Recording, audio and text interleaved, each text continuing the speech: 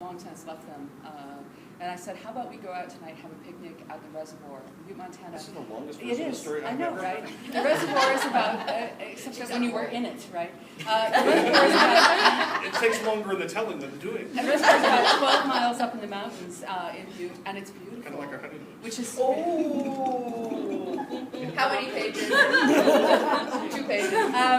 So we're at the reservoir, and this is a beautiful lake. The reservoir is a beautiful lake, and it's big pine trees and mountains on all sides. And so after we ate our pizza, we went hiking up the mountain. And there's something about the forest at night, and it was getting dark and things, and I just can't resist telling a story. And I told Mike and Kelly as we were going up this town, I said, you guys are really brave to come out here with us.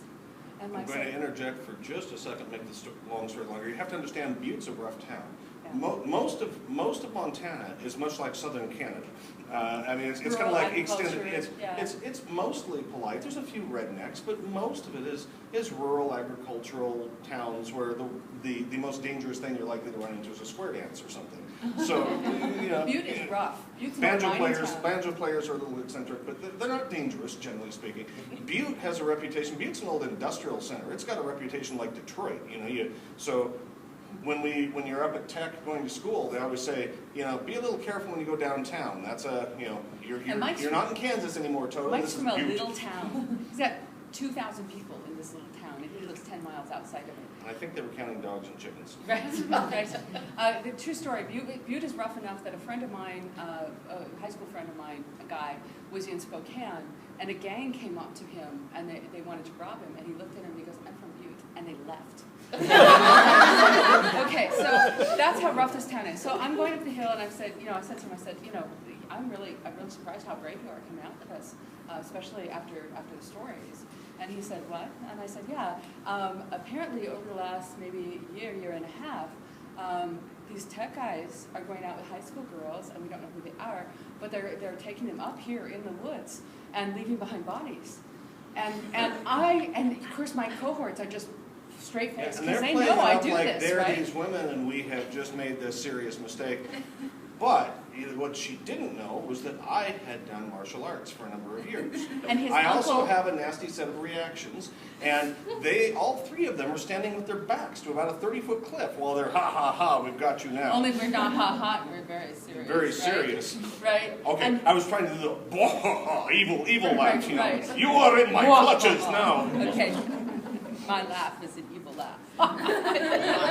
So anyway, I waited until their faces grew, until you could see that doubt that they thought that I was really telling the truth about this.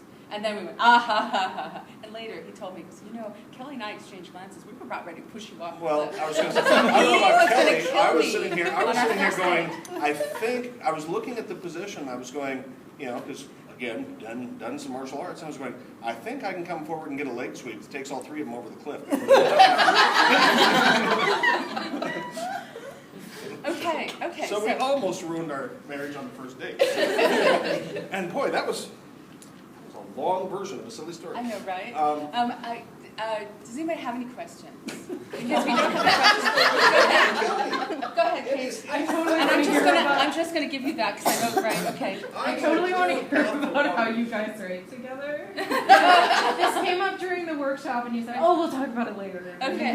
What was this? How we write together. The scenes. Right. Mostly I do my own work. Really, mostly I do my own work.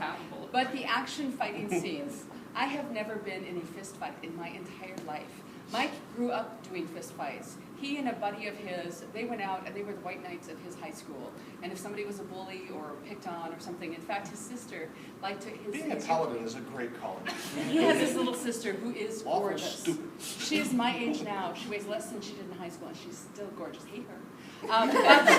But she was also very naive, and when she was in high school, she felt very badly for these boys who had bad reputations. Because, in a high school, in a small high school, it's really bad if you have a bad reputation. And so she went out with all of them. And she would say, I wore out the men's room. I mean, my sister is in school dating, and I'm like, okay, Chuck, time to have the talk. And, I may as well have put an office sign up in the men's room. It's like, okay, Chuck, here's how it's going to work. And I went broke because I grabbed these guys, and they really weren't bad guys, but my sister was dating the scum of the school, you know, and I'm sitting there saying, you're going to take my sister out. Here, I'll pay for the movie because you're not getting any. I'll pay for dinner. You're not getting any. You're going to act like a gentleman. You're going to do this. You're going to do that. You're going to have her home by 10:30. Or else we're going to be back here in this restroom again, and it's not going to go so well. Any questions, Chuck? So I knew all this, and his sister would come up to me with a straight face, and she would go, you know, these guys, they're not that bad. They're really nice. And I'm like, okay. It cost me $30 every time she goes on a date. She was so naive. They were at the county fair, and they had a carny there who was, you know, she was admiring, I think, the fuzzy posters. Remember those fuzzy posters they used to have at carnivals? Maybe they still do. And she was admiring them. He goes, oh, I have better ones in my trailer. And she said, oh, really? She goes, yeah. He said, well, yeah, well, why don't you come out and I'll go. Come out away from the lighted midway and into the dark recesses of the parking lot where I've got my little carny trailer. And I will show you cool things you have never seen before. And she said, okay. And he said, and she said, but I have to hit the bathroom first, right? And Mike had a little talk with this gentleman.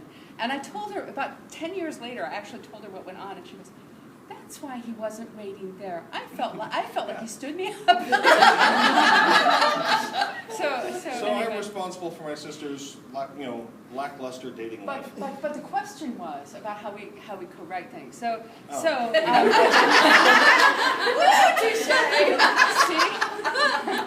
So we were. I was writing this fighting scene in Steal the Dragon, my second book, and Mike said, "That's not right." And I tried it again. He said, "That's not right." I said, "Okay, well you write it then," and he did. And that's the scene that made it into Steal the Dragon. And that is the scene of the whole book that they put in that. You know, when they used to put a scene in the inside cover, they put the scene he wrote in the inside cover. I forgot about that. So I am an author. 2 paragraphs. And we've never done it quite that extreme since then. Part of it is I've become a much better writer, I hope. And a control freak. And a control freak. Well, I was a control freak from the start, right? But when I have complicated fighting scenes, I do one of two things. I either have Mike and my son go at it because they're both into martial arts, and then I stop them at pivotal points and say, okay, what do you call that? Yeah, it's great. This is a spinning bat. She's like, freeze.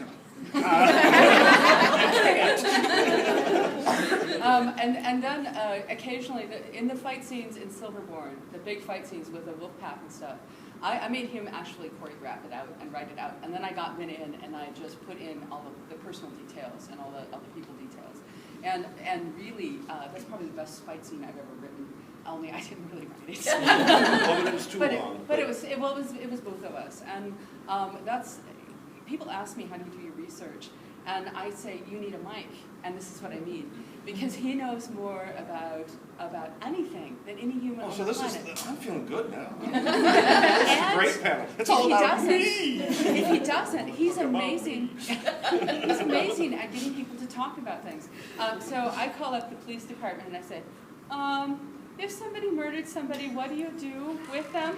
Because I have to know, right? And I'm going, I'm a writer. I find it works much better. I get much better information if I don't mention the writer part. Hi, how do you get rid of a body? No. When I'm on the phone, I'm really kind of, you would never know it, right? I'm really kind of a shy person. If I get on the phone, and I've got a kind of a phone phobia, because I really have to see people's faces and body language. If I get on the phone asking people questions, I'm good for about 2 questions. And if they are all uncomfortable, and of course I've made them uncomfortable by the time I've asked the 2 questions, because the other person's really uncomfortable, that's it. I may have a list of 20 questions, and I write down this, and I can't do it. But if I give Mike, give Mike the assignment, I say, okay, I need to know about, as a not random example, what would happen if you blew a sword? You know, bluing is what we do in modern day with like pistols and firearms and things, and there are, but there's a bluing process they use on like clock hands, or used to use on clock hands, that made them iridescent, beautiful blue, and I thought that would make a really cool looking sword.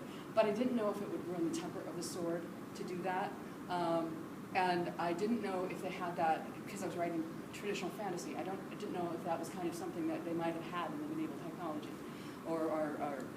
Right. Basically, as a writer, you're always going to run into questions. You need to know details about the world that no sane person knows. Like architectural details. And I find Like sacrificing a thing. goat to the elder gods to be a, never.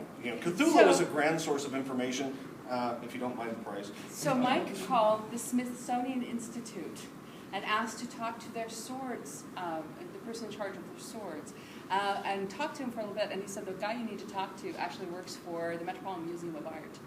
And so Mike called him up, and